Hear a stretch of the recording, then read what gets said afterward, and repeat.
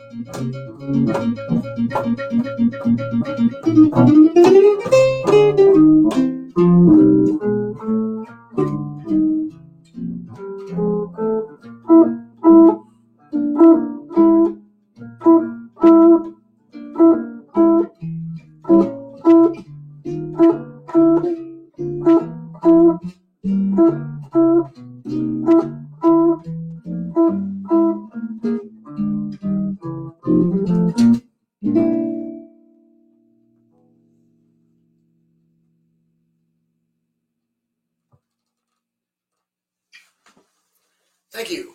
Thank you. Those of you watching at home, it's wonderful to broadcast. This is actually my very own living room that we're in. So not only do you get to hear this music, but you get a window into where I might sit in the evening when I read a book or something like that. It's wonderful to be back and playing for people, even though there is a great distance. Steve and I both have our vaccine, so we have our mask off. For those of you wondering why that might be. And we're happy to be vaccinated, and we're happy that that the world is going to be getting back to normal soon. That song was a song that Steve hit me to, very recently, entitled "Raise 4." And that's one that we like to play. This next song is also one that we like to play, and it's a song that we've been playing for a very long time. It was written by Grant Green, and it's called "Green with Envy."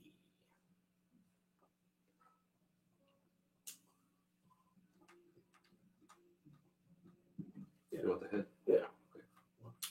1, 2, 3.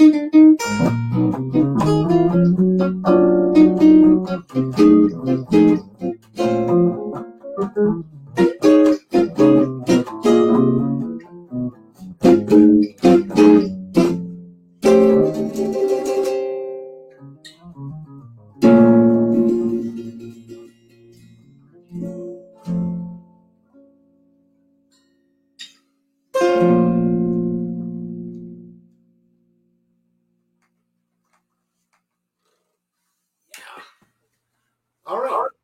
Here comes Hunter. Hey, yeah, I just want to tell you that sounded awesome. That was great. Do you want to play one more before you take a 2-minute break or so? Well, let's do that. You want to do that interview section? I'm into that.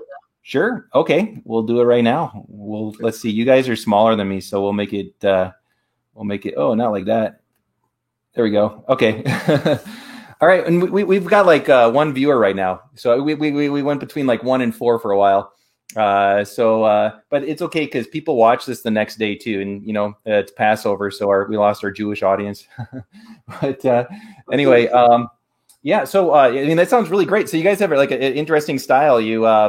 I wonder how many other people. I mean, I've never seen an ensemble like both of you before. And I came to this area. Let's see, 2016. So you were already playing together for quite a long time. That's kind of interesting, right? Because like one person's playing like the bass line, and then all of a sudden, while the other person's kind of taking lead over the top of that, and then you guys switch roles and go back and forth like that, and you trading fours and everything. It's pretty interesting. So did you how did this evolve? This kind of approach, yeah. Well, it's very practical. It's having a duo is very practical. I mean, you get to split the money first of all, obviously, and you get to split the responsibilities too. Instead of just being a guitar player, you get to be a bass player, you get to be a horn player, you get to comp chords like a piano player, and you can use the guitar like a percussion instrument. So it's pretty fun and practical to have a guitar duo. We try to have the feel of a combo with just the two of us. For a long time, we hosted a jam session, and I have a feeling when things get more back to normal, we'll probably do it again. We hosted a jam session on numerous occasions at various places. In various iterations, actually, of the same place. And then various times throughout our gigs at the Jazz Estate, where the later sets would be an open stage. And we tried to have the feel, or at least present the feel of a full group with just the two of us, so that if a horn player wanted to sit in or a singer wanted to sit in or whatever, that they could do it and kind of get the same vibe that they normally would, if they were actually sitting in with a rhythm section. I know that Steve and I both like to walk bass generally. It's a big part of my solo guitar approach, I guess. If you listen to all the great solo jazz guitarists of yore, they all work a walking bass line section into a lot of their solo arrangements. But our thing is based on that walker, that bassist, so to speak, as accompanist, and then we try to have a seamless transition between the two of us, which either happens a lot or has never happened. Depending on how much you want to split hairs about the word seamless. But that's almost beside the point and somewhat meant to be droll, I guess.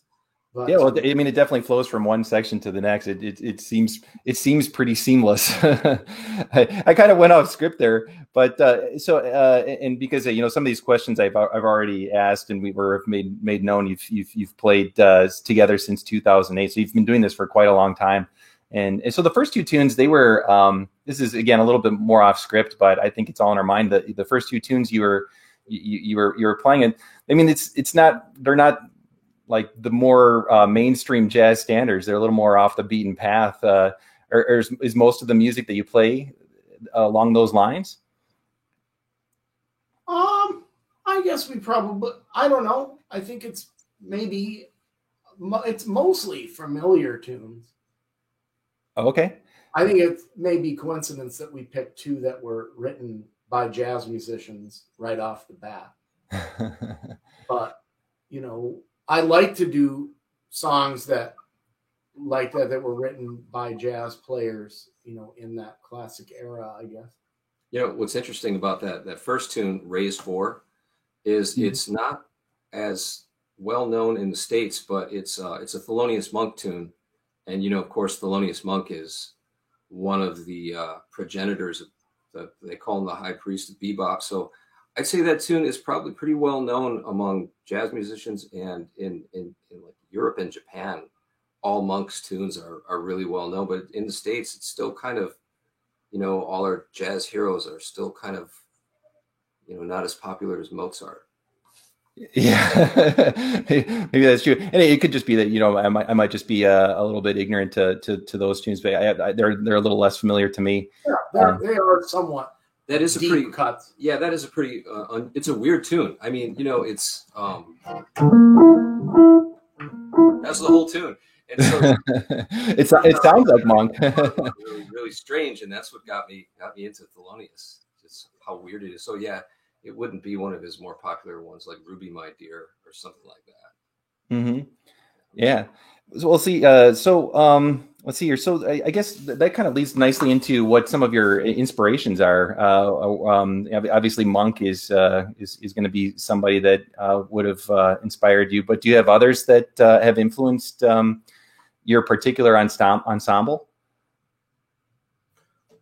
Yeah, there's a few. I mean, my big influences from the great guitarists are Joe Pass and Grant Green and Jimmy Rainey. I think those are my favorite players, the ones I draw from the most. I haven't heard him talk about Jimmy Rainey that much, but that's nice. It's in there.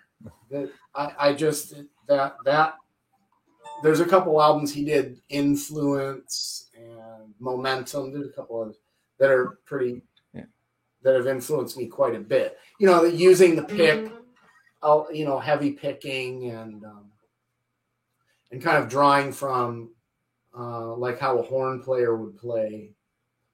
Okay. And then I guess that, the source of that really is Charlie Christian, as far as guitarists go. And, so those are the players that I kind of acclimated to. And then, but I guess between the two of us, I think that for the two of us, I think Grant Green is the biggest influence on the two of us combined, Yeah. The first thing I ever heard Neil play, was he was outside from a gig he was playing, and he played a Grant Green solo for me.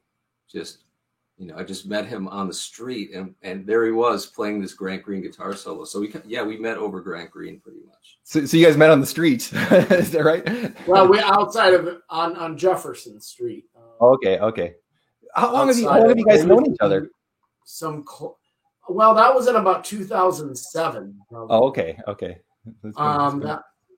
There used to be, the Bad Genie was something else, and then Club Havana, and there was a venue there called Brio that I played there actually in Neil Chandek's organ trio, and I think Steve was playing at Club Havana or something like that. I just saw someone post something on Facebook about Club Havana recently. There was some music going on over there. Yeah, it's Bad Genie now. Oh, okay. I think. So okay, so then how have you guys fared during 2020 during the COVID time period? Have you were the gigs far and few between, or? Yes. Yeah. What you said. It's pretty much everyone's response, right? But it's kind of interesting. Like Neil, you seem kind of more like a go with the flow type of style during the COVID. You took what you can get, and then if there was something there, you probably took it. You went for it anyway, right? Even though you might not have been a big money. I tried to adapt to everything being online. I mean, I was teaching lessons and even teaching college online. Mm-hmm. And I'm relatively new to that, so that was interesting. Having to do it online. All the students did their juries online. That was pretty interesting. Yeah. I think the main thing that I learned is that I guess even though sometimes some of these machines and these technologies that we have can sometimes be difficult to navigate or use at first, once you get the hang of it, it actually works out pretty good. Steve and I were talking before we went on about the online lesson experience and how that's kind of changed the way we both approach it, because you can't, when you're in a room with a person, your tendency, I guess my tendency is to play with them, to accompany and to have that be the standard where the student can, I guess the standard is model is our duet. Yeah. And then now though, that's impossible kind of. Yeah. Now you have to just listen. So you have to listen more out of it, I think. Right. And so people have to come to play. And the nice thing has been, and we were both coming about this, that everyone has kind of stepped up. I think that's the main lesson around, I think, at least in around here or in America, people have stepped up. They've adapted. They've dealt with the thing, and it's difficult. And yeah, like there was a learning curve that we all had to go through, and we were forced to experience it to get together.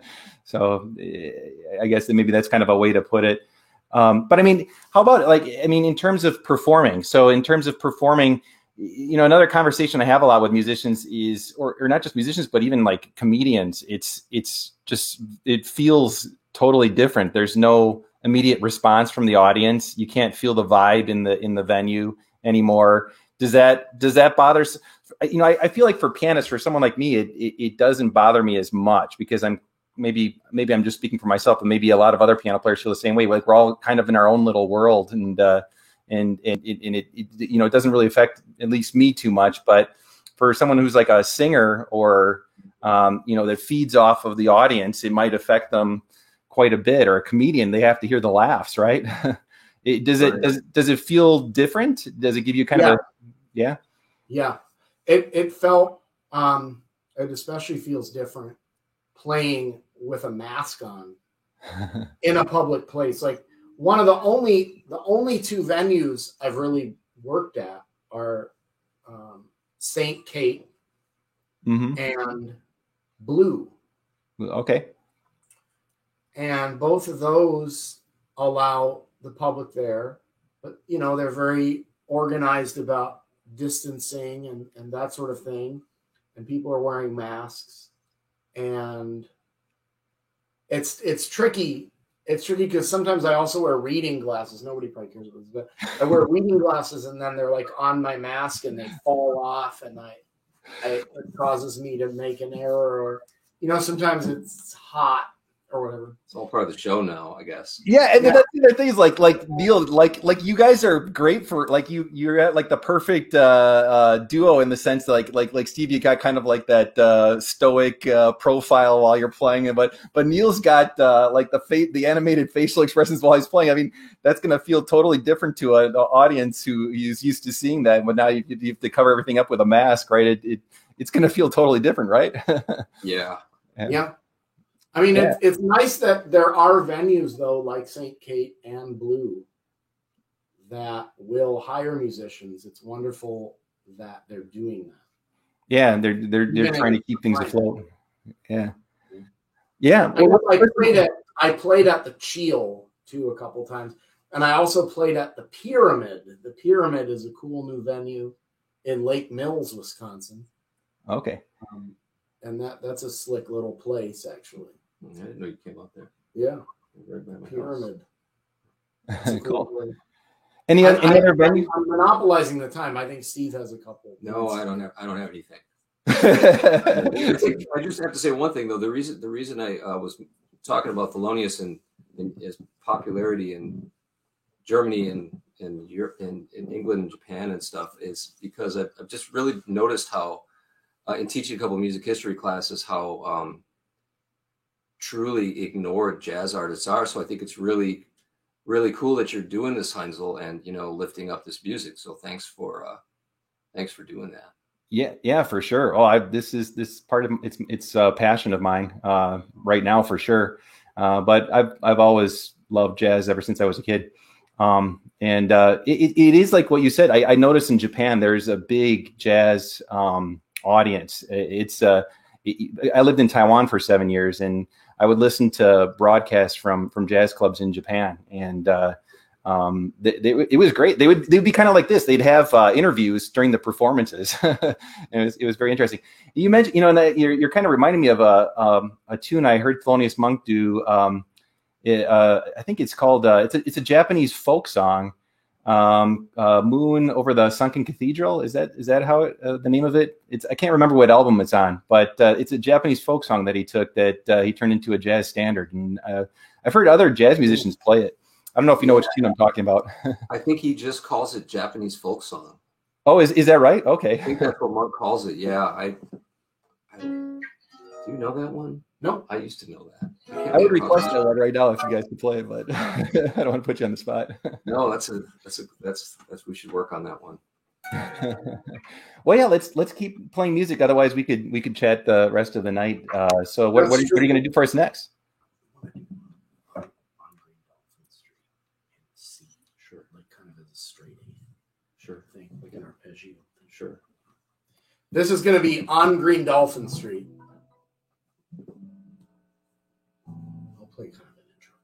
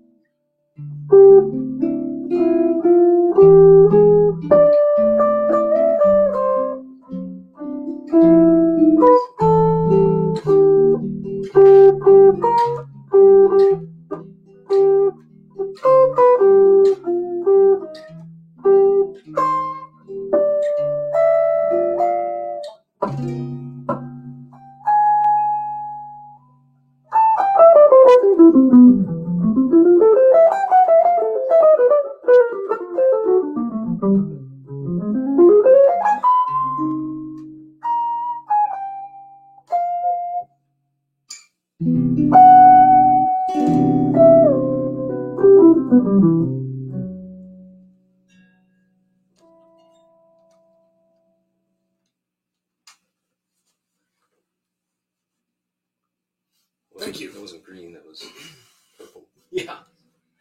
All right. So that's fun. We're going to do one more number before we take off. We'd like to thank the Sherman Griffin and Heinzel Kunzman. And also those of you who follow Heinzel online, his son Lucas is 9 years old and can play and solo over Doxy, Blue Bossa, Girl from Ipanema. There's some others. He's quite a kid, quite a young kid. Those of you who watch Heinzel's videos, make sure you follow Lucas. He is really a cool kid, man. It's all your teaching. I actually I think it's actually all his talent. It was very, very cool. So we'd like to carry on now. And just thank all of you again for tuning in, those of you who tuned in. And this will also be up on YouTube forever, and we'll keep pitching it. So imagine everyone that's tuning in that someday there's going to be a real Sherman Griffin place that you can actually go to, and everyone will have health and a vaccine, and we won't be worrying about these things. Also, Heinzel had mentioned Sam Belton's involvement in this. Sam also created a place called Sam's Place, which is a cafe that I've just heard about it. I haven't actually gone to it, but I've heard it's really awesome. So that's another place to go that has live music, Sam's Place. So that's kind of exciting stuff. Cool. We're going to close out with a song called There Is No Greater Love.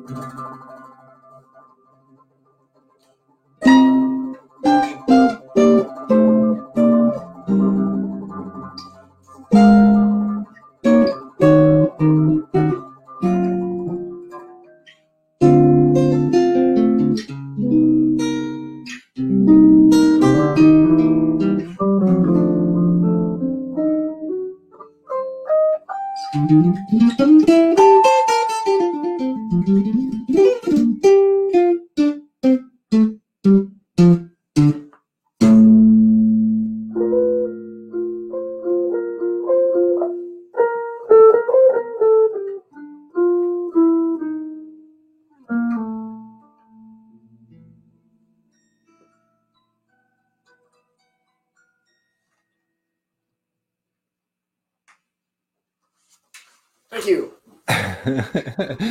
Yeah, very nice cadenzas at the end there.